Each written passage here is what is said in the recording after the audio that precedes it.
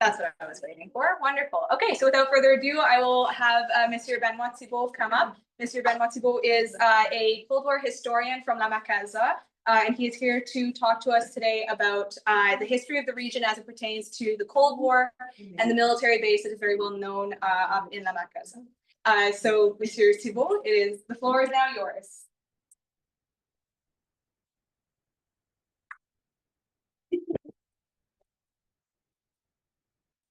Good day.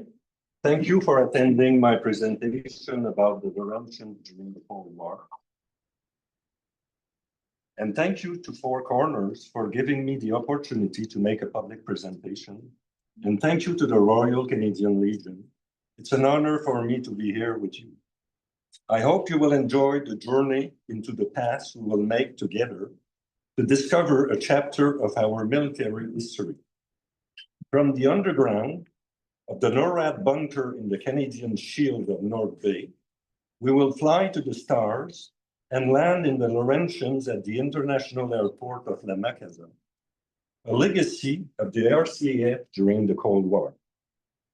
And then we will visit the old shelters still standing in peace since 1972. Among the 60 slides I will show you, 1/3 will highlight the critical information extracted from my research to summarize the geopolitical context of the Cold War. This is an obliged passage to understand the military role played in the Laurentians by the RCAF to defend North America and why nuclear missiles were deployed here in La Macaza. There will be a question period at the end of the presentation, and I will gladly answer your questions to the best of my knowledge. I also have the honor to have special guests here, John Soule and Ross Gunn, who were in service in the early 60s. And before I begin, it's like a fairy tale that comes true for me. Thank you. Let me read you a small extract from my synopsis to understand better why I am here today. In the mid-60s, as a young boy, my grandfather, Ferdinand, told me that Canada had an arsenal of nuclear missiles in the Laurentians to defend the country against the Soviets. What he told me remained in my mind until I first came to visit La Macaza in 1981 or 82 to meet my in-laws. When my father-in-law, Eddie Messias, who worked as a civilian on the military station, showed me a small prototype of a Beaumark hanging in the basement, I made a direct connection with what my grandfather had told me. Many years later, I asked my father-in-law what happened to the model missile that used to be in the basement. It disappeared. He said, I think it might be in the workshop.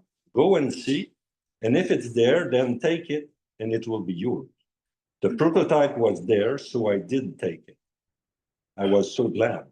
Years later, I decided to research the military heritage of the region before this page of history becomes forgotten. So let's start.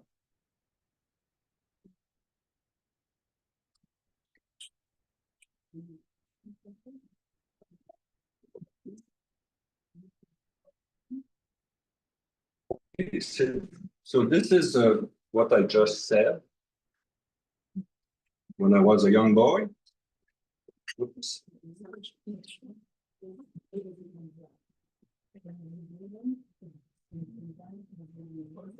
Ça va aller mieux.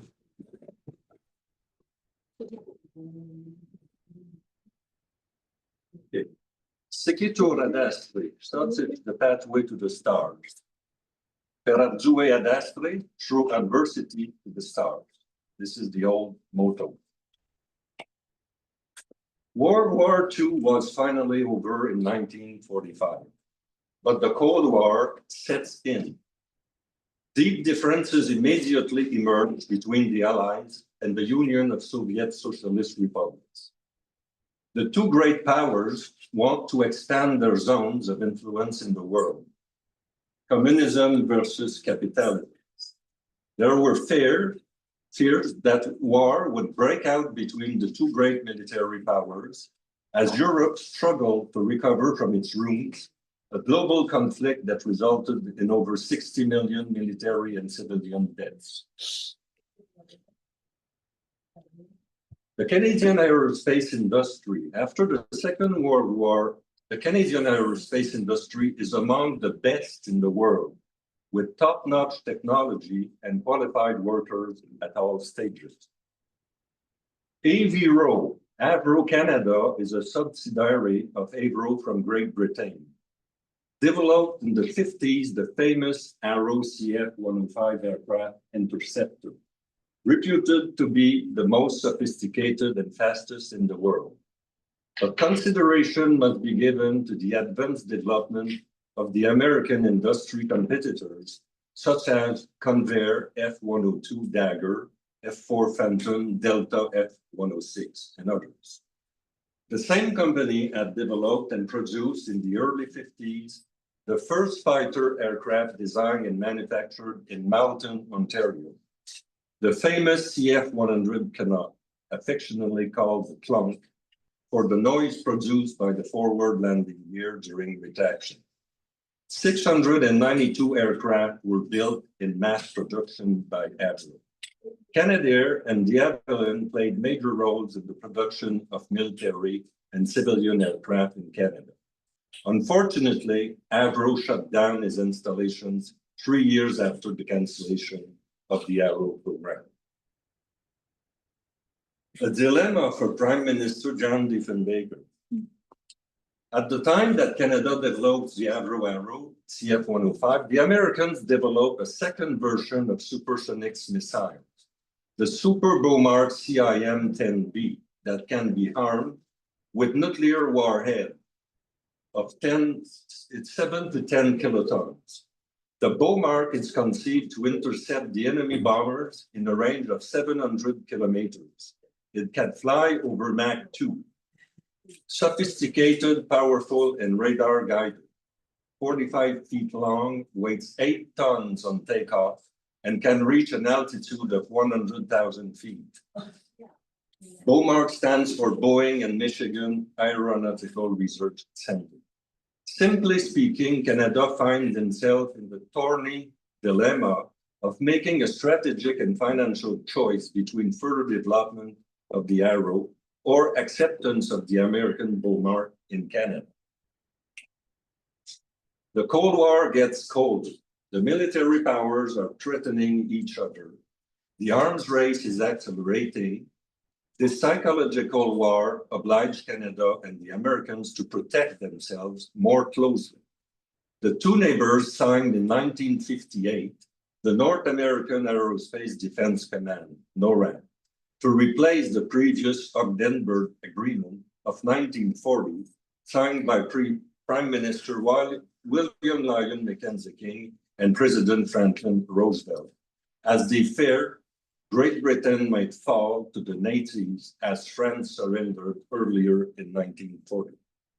In 1954, the National Defense of Canada, in cooperation with the USA, starts building 3 huge lines of radar stations from coast to coast to detect possible Soviet bombers that could attack America's nerve centers through the Canadian North Pole.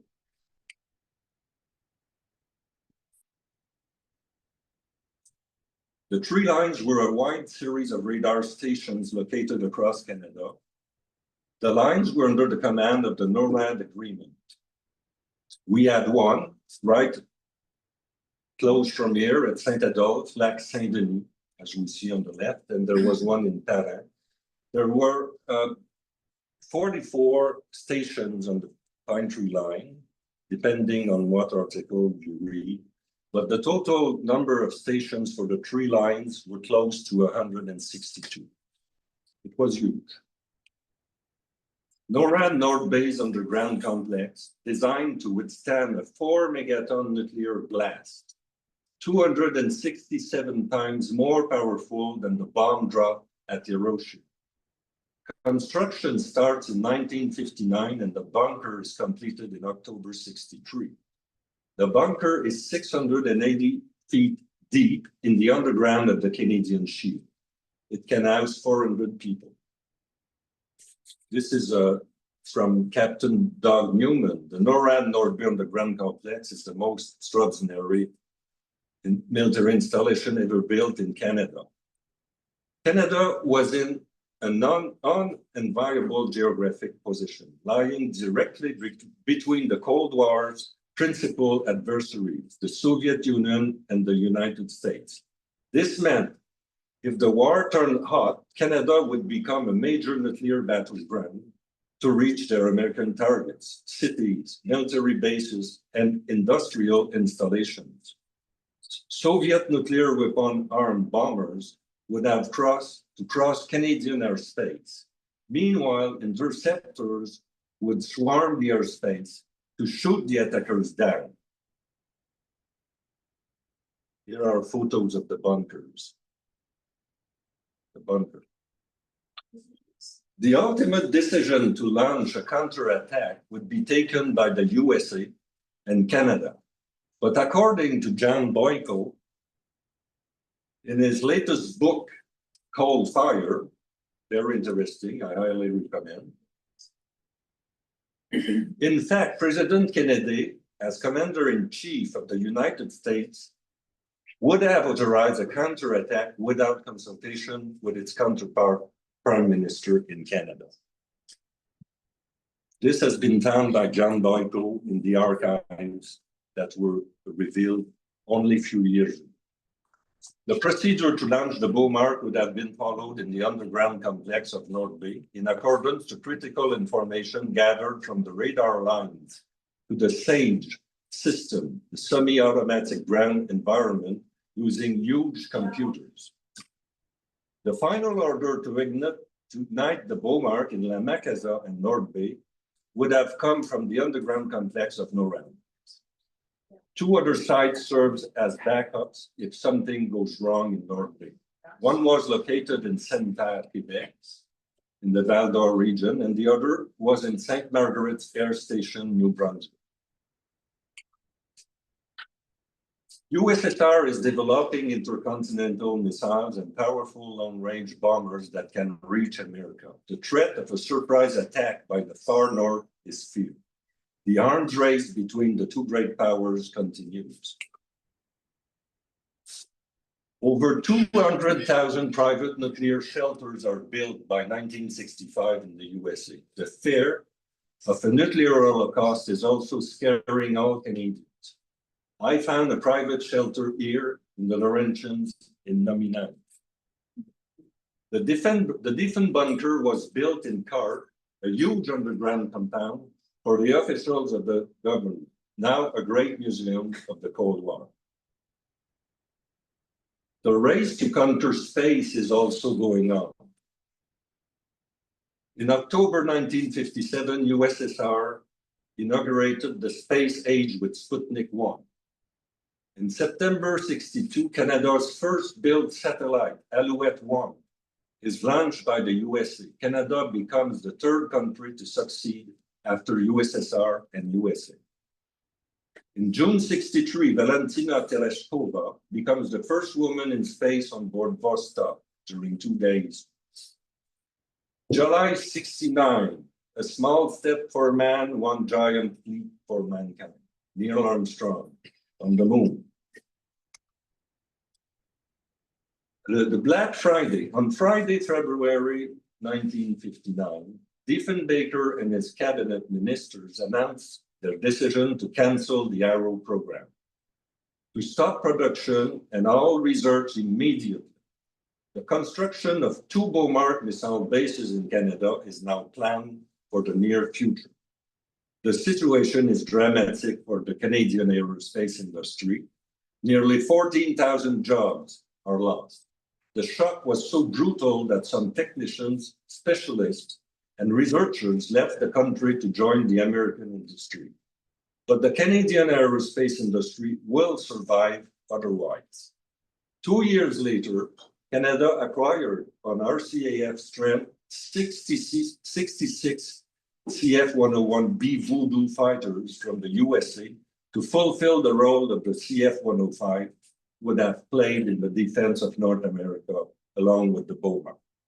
They could be armed with air-to-air nuclear rockets, Air-2G.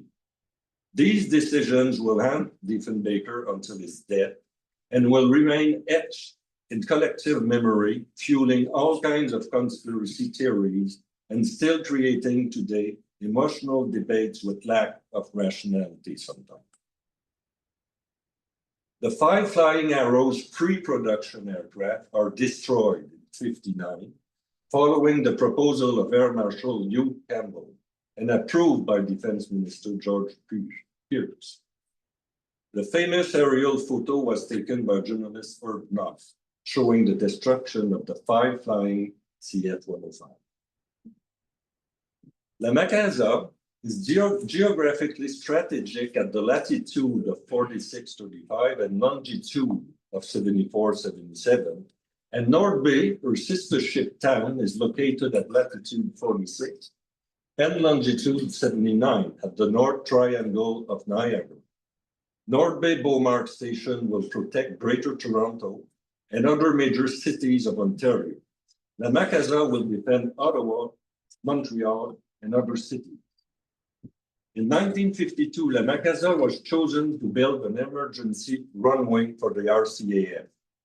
And in 1959, La Macaza was chosen again to build the Beaumont Missile Station by taking advantage of the runway built earlier. The work is carried out in the fall of '59 with great deployment. The building, missile shelters are built out in record time. The 28 missiles are in place in 1962, but unharmed until late December '63, early '64. Canadian military personnel in charge of 447 Squadron are trained in the USA. The Beaumont missile ground-to-air nuclear warheads, W-40 and Genie Air-2 rockets, although the government resignedly agreed to the deployment of the Beaumont missiles, the option to arm them with nuclear warheads instead of a conventional explosive charge is highly controversial. Diefenbaker's government rejects nuclear warheads for the Beaumont and the Genie 2 rockets for the Voodoo, as they would have to be under the custody of a US Air Force squadron personnel in Canada. But this simplistic statement is only the tip of the iceberg, as much more was politically debated in secrecy. The question raised by Goose Bay, Harman, Argentia, Newfoundland, US stations are too complex to add to my presentation. Lots of credible readings and books are required. At that time, Newfoundland, before 1949, Newfoundland was not part of Canada, not yet. And the Americans took advantage to build military stations, probably with some nuclear armaments. Now look at this slide. Kennedy is putting enormous pressure on Diefenbaker to convince him to accept the nuclear warheads, but the president remained firm on his positions. The sovereignty of Canada is not negotiable, and Canada will not become a puppet of the USA. Dief remains unshakable and expects Canada to be treated equally with its closest neighbor, and his policy makes JFK very unhappy, bitter, and angry. A very cold meeting despite the fake smiles in the Oval Office of the White House, February 20, 1961. I see a similarity with the treatment that Trump did on Zelensky with Vice President Vance. It's about the same thing. The USA threats USSR with 100 Jupiter missiles based in Turkey and Italy. USSR will in turn install secretly Dvina missiles in Cuba. The Cuban Missile Crisis blockade will last 13 days in October '62. Now, USSR gets its counterpart with its strategic ally in Cuba. We can see where they can reach targets with their missiles. The key figures: Castro, Kennedy, Khrushchev. I remember this. I was 5 years old. My father was very upset about this. In 1962,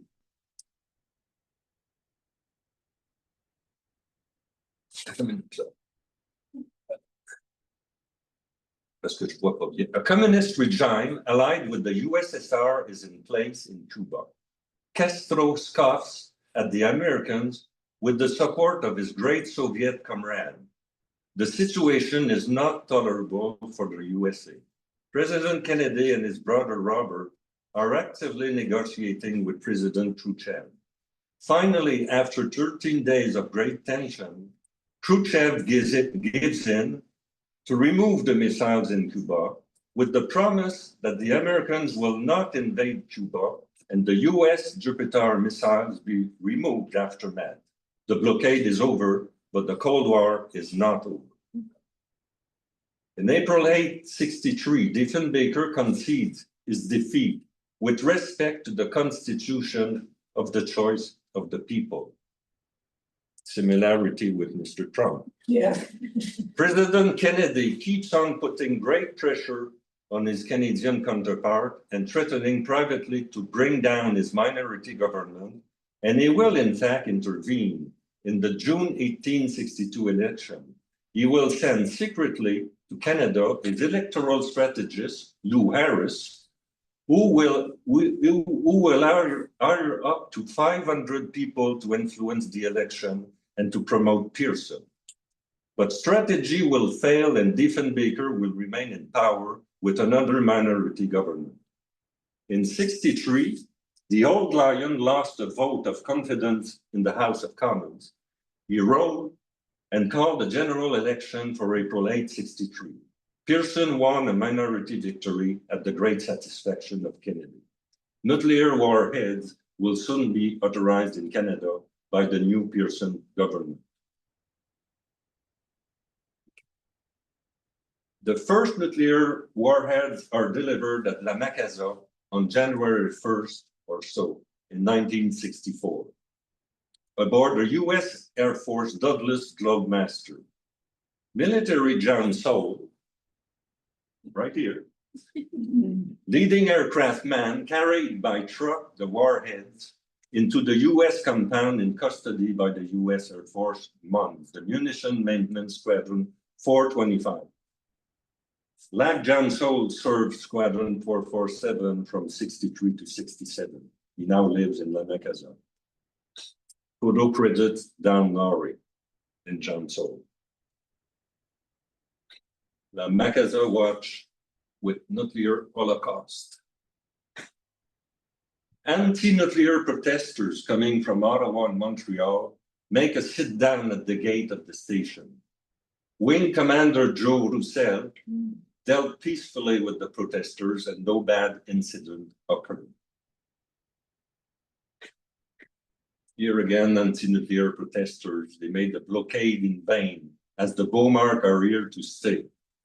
Then the FLQ sent a special commando to destroy the station, but they failed and were all arrested.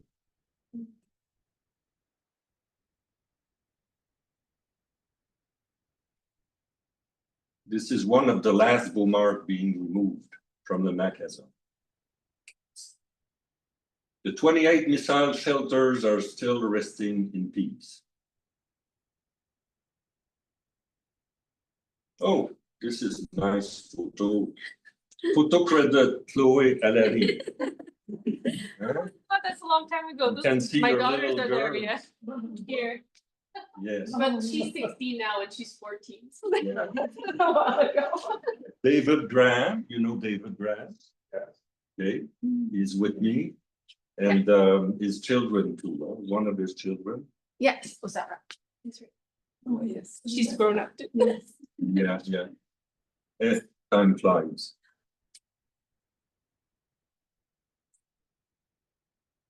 Yes, I made an address. The Lieutenant Colonel Dardier closed the station in 1972. Here are the plaque I made. It's at in the village of La Macaza. The PMQ private married quarters. We can see, oops. Okay, I just want to show the village into the village for the military.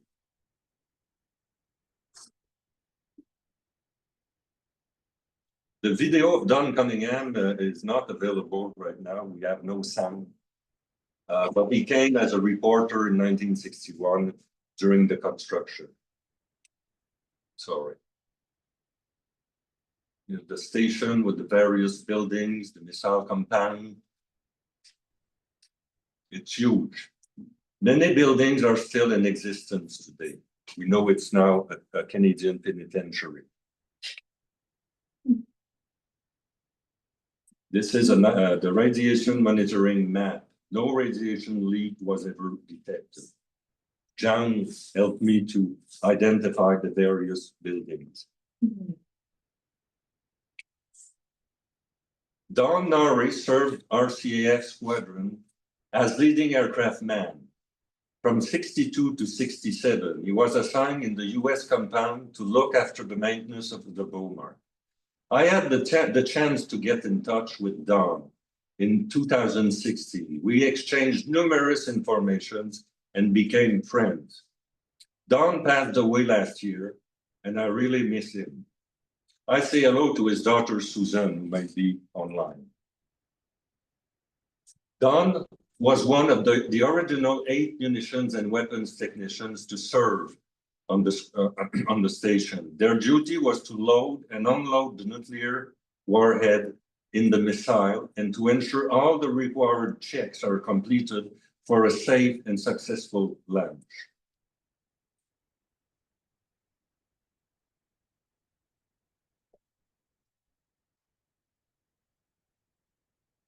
The shelters in 1964.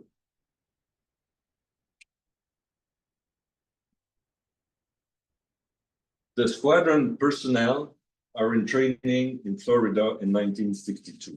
I want to honor all the military personnel in service here in La Macaza for their work well done during a period of high tensions. I also want to honor the memory of Ted Chapman, airframe technician in service from 62 to 67. I say hi to his wife, Joan, and their son, Mark, who created a fantastic Facebook page entitled CIM 10A and 10B Super Beaumont. You will find all the answers you may ask about the history and technical specs of the missile on this page.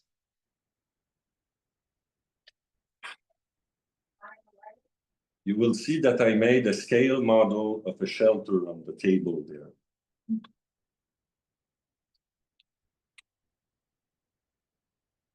An ex-RCAF decommissioned missile is being launched as an exercise to intercept a drone in 75, ending its course in the Gulf of Mexico and the Pacific Ocean like 100 others. That was the fate of most of them after the station's closed.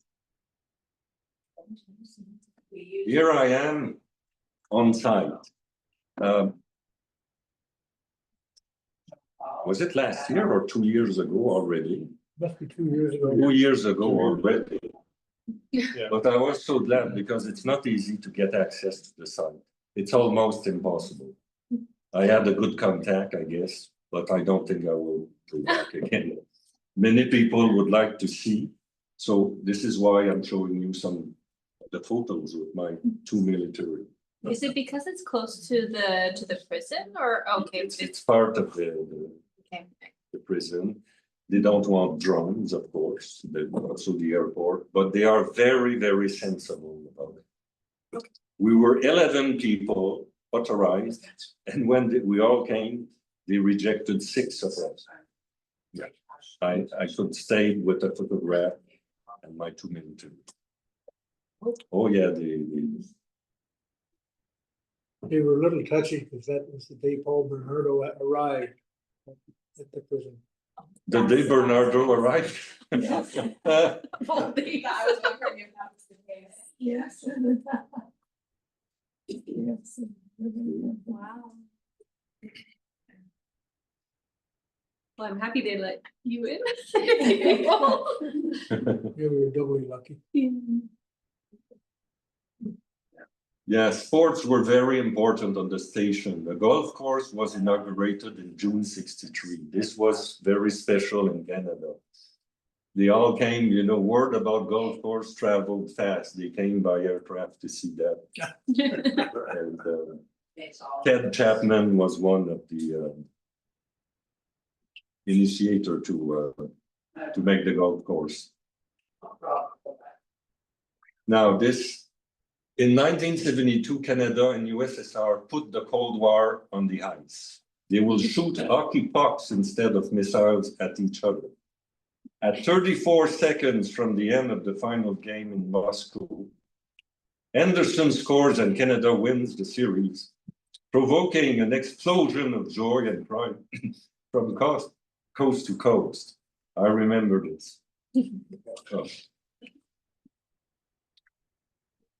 And the USSR players were not allowed to lose. They had the order to win. That's the way they do. Now, the end of a decade, in '72, the 2 Canadian Beaumark stations were decommissioned. The missiles, which remained peacefully in their shelters, left La Macaza in September and are returned to their owner, the United States. The Cold War transformed the quiet little village of La Macaza. Today, we can philosophically question what would have happened to the future of the village without this positive aspect of the Cold War that remained cold. After the closure of the station, the infrastructures were transformed into an Indian college, Manitou. But after only 2 years of existence, it was shut down in controversy. A federal penitentiary occupies the old station since 1975, while the runway was repaired and became the international airport of La Macaza. The motto was always ready, Manjak Ikowi in Algonquin. And the crest, you see the 447 crest, the original is on the table, and it was given by John Soldo. Oh. The demography of La Macaza from 56 to 81, we can see that it grew up 112% from 56 to 66 and dropped 76% from 66 to 76. And then it was almost a catastrophe when the base closed because it was very important for the economy of the region. We didn't want the station at first, and then we didn't want it to close.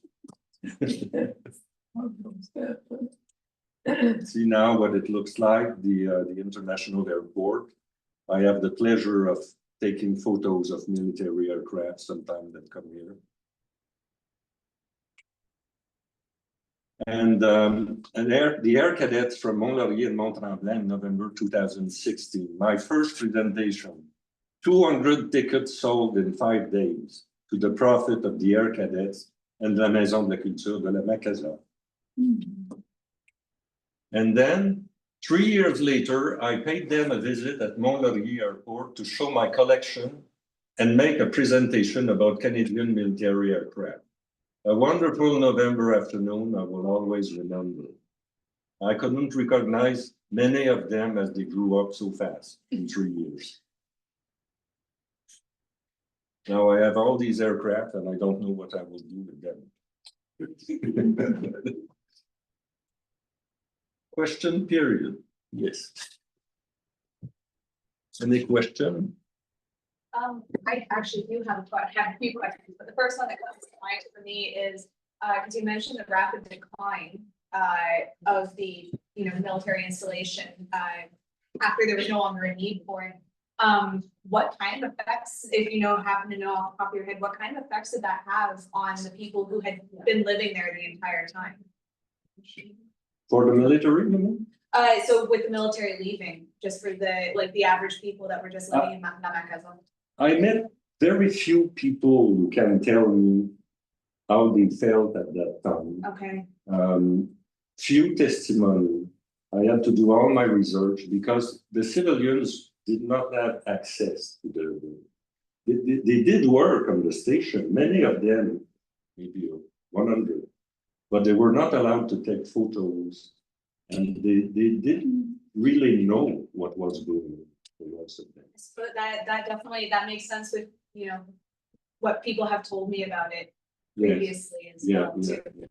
And today, when I talk about that, some people are mad at me because there was some pollution left there, like all military bases in the world.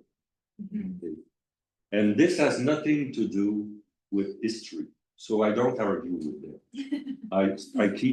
I'm straight on history, on facts, and it was a great event in the community. Imagine so. And in La Macaza, people were happy to work there. They were much more better there than in the bush cutting wood, like my father-in-law. Mm-hmm. They now have pensions. Yeah. Okay. Yeah, that's so true. that was very good for the village because the village was very poor. The military distributed food at Christmas, Christmas time, I was told, to some people. Yeah. So it's for me, the village would not exist today. That's what my understanding. It would have disappeared. Okay. Ah. So It's brought back some memories. I'm sorry if I don't have a question, but I like the Cuban Missile Crisis. I was 17, and when the news broke, I was jumping on a train at Montreal West to go downtown to my first job, and it was really, really intense time. yes, And everyone thought, "Oh my gosh, here we go!" And, the pictures of the missiles on the boats yes, that were heading towards Cuba and the blockade by the U.S. Navy. yeah. It was something that left you really not wondering what the heck was going to happen next. And Canada took part with the Argus aircraft. Oh, okay. Yeah, anti-submarine aircraft. Yeah. Apparently, without Diefenbaker knowing about. Is it true or not? I read this, but we took part. And at that time, the Beaumark were not armed yet. We could not have done anything with them. It's such an interesting thing that you mentioned that as well too, because my father was born in 1970, and he talks about I'm sure, has anybody been to the Canadian War Museum in Ottawa? Okay, when you first enter the Cold War section, which is like one of the biggest sections of the whole museum, just because of how long it lasted, there's you come around a corner at one point and there is a nuclear warhead coming through the ceiling on top of a little child's desk. My father talks about growing up under the shadow of the nuclear bomb. And this particular period is a couple of years before he was born, but he was still feeling the fallout of all those Canadian sentiments as it pertains to the decommissioning of the Avro Arrow, and that Canadians took that very personally as well. And to this day as well, I had the pleasure of working 2 years at the Canadian Aviation and Space Museum. Okay. And I was indoctrinated while I was there. I was like, yeah, I'm angry now, and I wasn't even there. My father wasn't even there yet. But that's it. You talked about that tension as well too, and how it kind of permeated even into the rural areas of Quebec and the rest of Canada. They were all feeling it, and it's such an interesting thing to hear about all these decades later as someone who did not live through that time period, but you know, we still feel the residual tension creep its ugly head every few years. There is a Beaumont that There is, yes, there is, they're very, very proud of it. comes from North Bay. Yes. And there is one in Edmonton outside. It's written 447 on it. I'm not sure it comes from Macaza, not necessarily. I don't know, I remember them talking about it, we had a bunch of former pilots that would come and like volunteer with us. And I remember them talking about that one, but I cannot for the life of me remember if they said anything about that. And people here blame wrongly defended. The Beaumont was initiated by Mackenzie. He was a liberal. And then Louis Saint Laurent took over. And there's a cartoon in my synopsis that I'm selling here that I wrote. And the cartoon, you know, Dave talks to Pearson. You should recognize this. It was lying around when we moved. And this is the head of Mackenzie. If necessary, but not necessarily. William Lyon Mackenzie. I'll just show it to you. The sentiments were there. And Diefenbaker did not give the order to destroy the arrows. It was decided. Yes. Who did? The general perks, apparently. But we shall never know the truth about all this. Key people are disappearing with their secret. So we may talk about this, we shall never know exactly what happened. But only 5 aircrafts could fly. 72 hours of testing in time is not enough to certify it. The delays were too long and the costs were constantly going up. A decision had to be made. And it's hard when you're a politician. I am a municipal councillor. I must say yes or I must say no. Half the people are with you. Half of them, yes. Yeah, want to shoot you. So this, what I wrote here is like an add-on to my presentation. I give more information about how the Cold War and in history.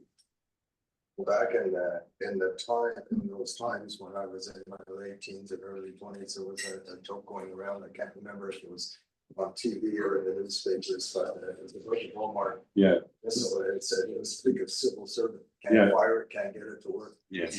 Yeah. But I don't find it funny because I've been a federal public servant.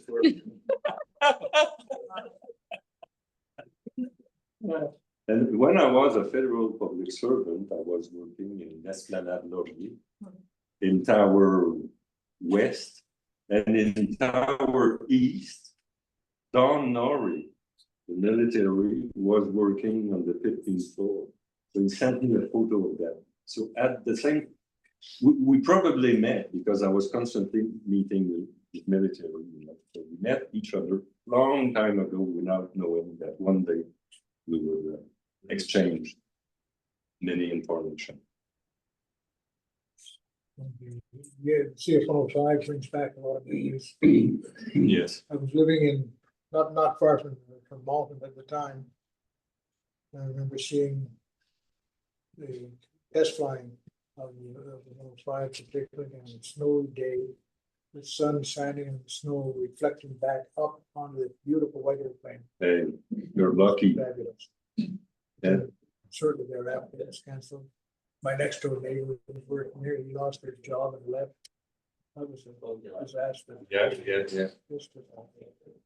And John, would you have a story to tell us about I was just thinking about the security around the missiles when I was there. I was there a year after they opened the base in '63.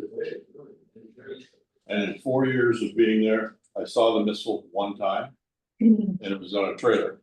The trailer was being repaired. That's the only time I ever saw one, but the time the warheads arrived, I was tasked with driving one of the trucks to move it from the runway into the shelter. With strict instructions, you never get out of your truck. And you never move the truck, you don't do anything because their security is so tight. So they loaded this warhead onto my truck. And once it started, the battery was dead. I said, you know what, just wait here, we'll be back. So here's me, 18, 19 years old, sitting in the end of the truck loaded with warheads and no place to go.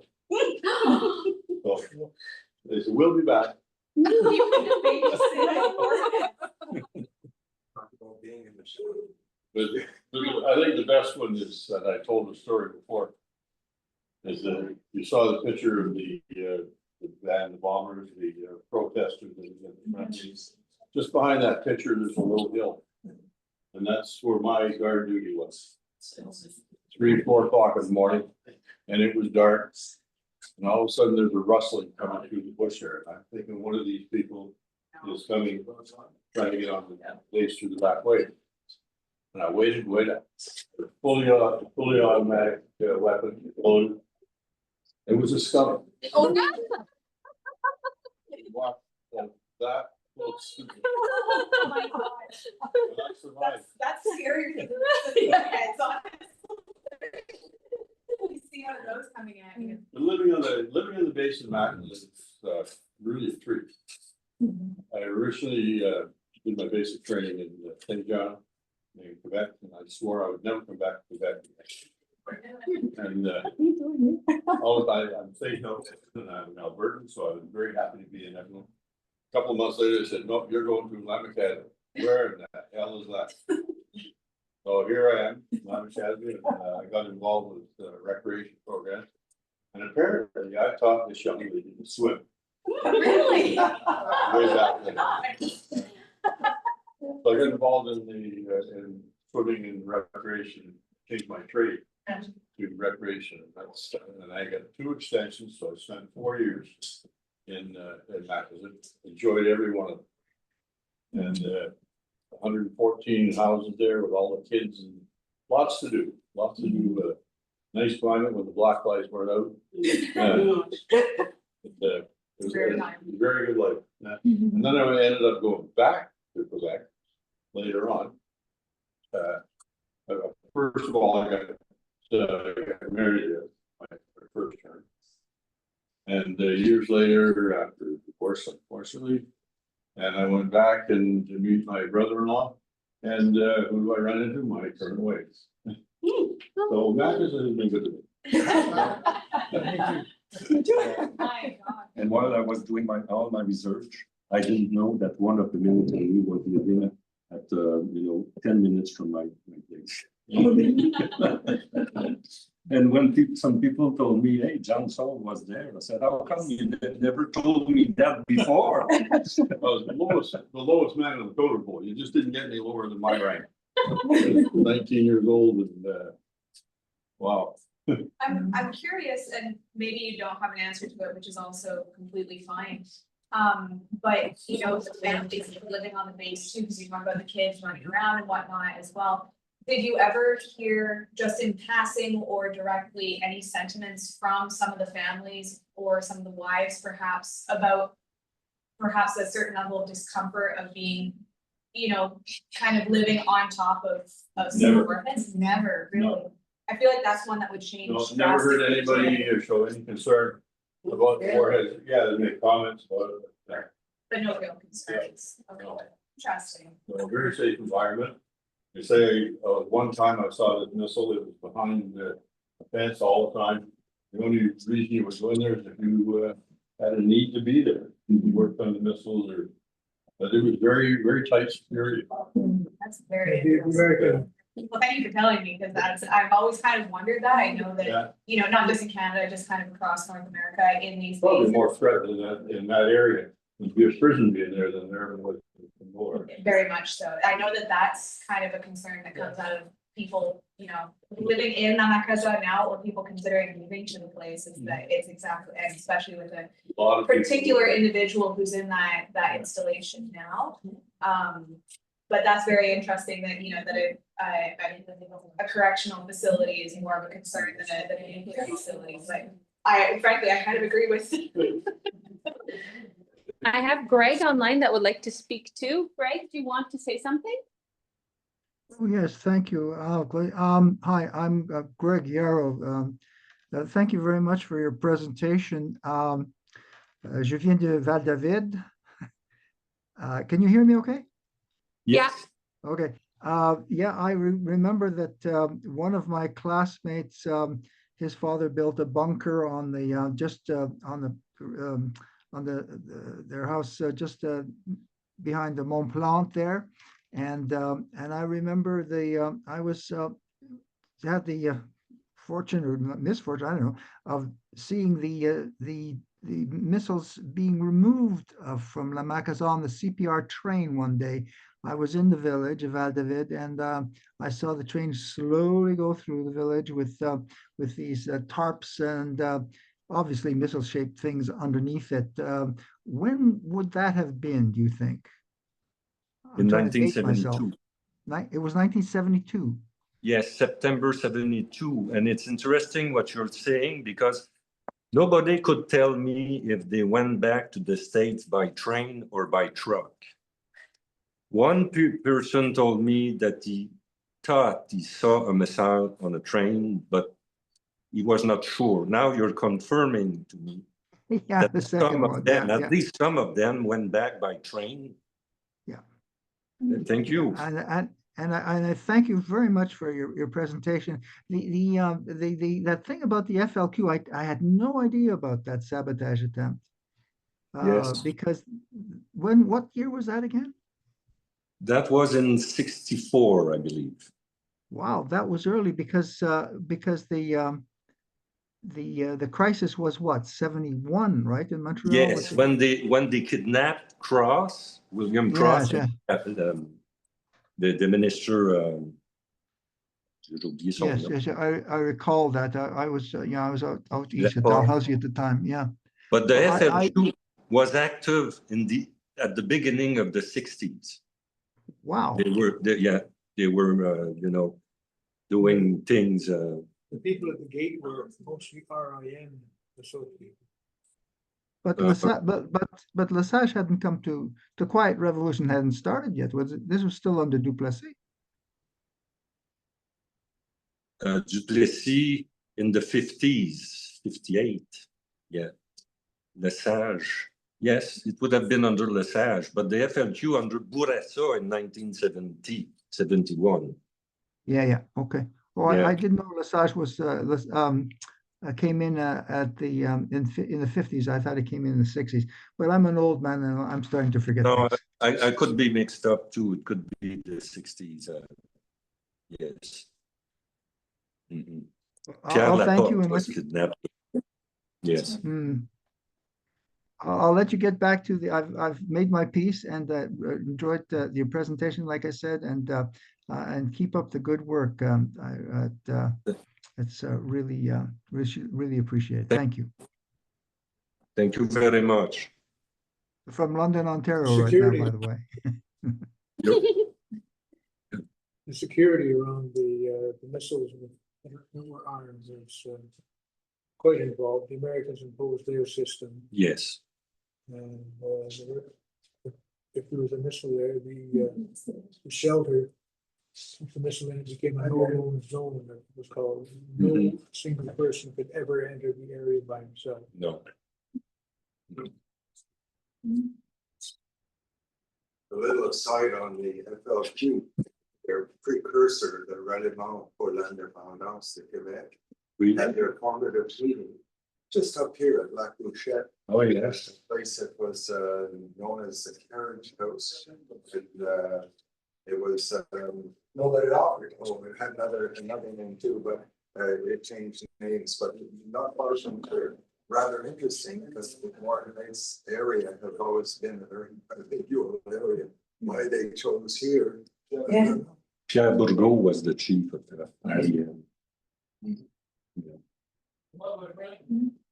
Well, thank you very much, Benoit. That was very, very interesting, I think. So thank you so much. You've done so much research. I find this amazing. I'm just going to stop the recording and then you can speak to Benoit if you would like to.